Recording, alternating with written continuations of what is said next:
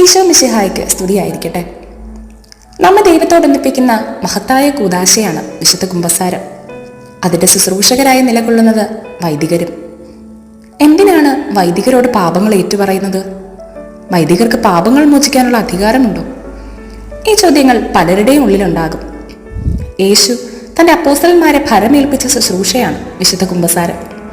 അപ്പോസ്തലന്മാരിൽ നിന്ന് അത് പിൻഗാമികളായ മെത്രാന്മാരിലേക്കും വൈദികരിലേക്കും നൽകപ്പെട്ടു.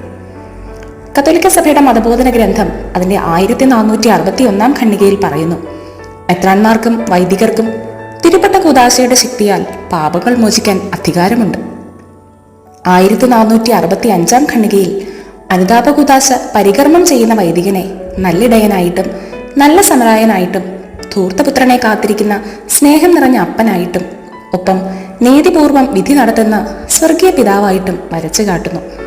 അതിനാൽ തന്നെ വൈദികരിലൂടെ അല്ലാതെ പാപമോചനം സാധ്യമല്ല എന്നത് വ്യക്തം. വിശുദ്ധ കുമ്പസാരത്തിൽ അനുതാപി പുരോഹിതനോട് വെളിപ്പെടുത്തിയിട്ടുള്ളവ കൗദാശികമായി മുദ്രിതമായി നിൽക്കുന്നു. അതായത് അനുതാപി പറഞ്ഞ പാപങ്ങൾ പരമരഹസ്യമായി സൂക്ഷിക്കണമെന്ന് അതികഠിനമായ ശിക്ഷകളുടെ കീഴിൽ സഭ പ്രഖ്യാപിക്കുന്നു. ഇവ 1467 ഖണ്ഡികയിൽ പ്രതിപാദിച്ചിട്ടുണ്ട്. കുമ്പസാരം എന്ന കൂദാശ എത്ര ശ്രേഷ്ഠവും പ്രാധാന്യമുള്ളതാണെന്ന് ഇതിൽ നിന്ന് തന്നെ വ്യക്തമാണ്. നമുക്കും അനുതാപത്തോടെ നമ്മുടെ പാപങ്ങൾ ഏറ്റുപറഞ്ഞ് ദൈവപിതാവിനോട് അനുരഞ്ജിതരാകാം. ദൈവം നമ്മെ അനുഗ്രഹിക്കട്ടെ. ആമേൻ.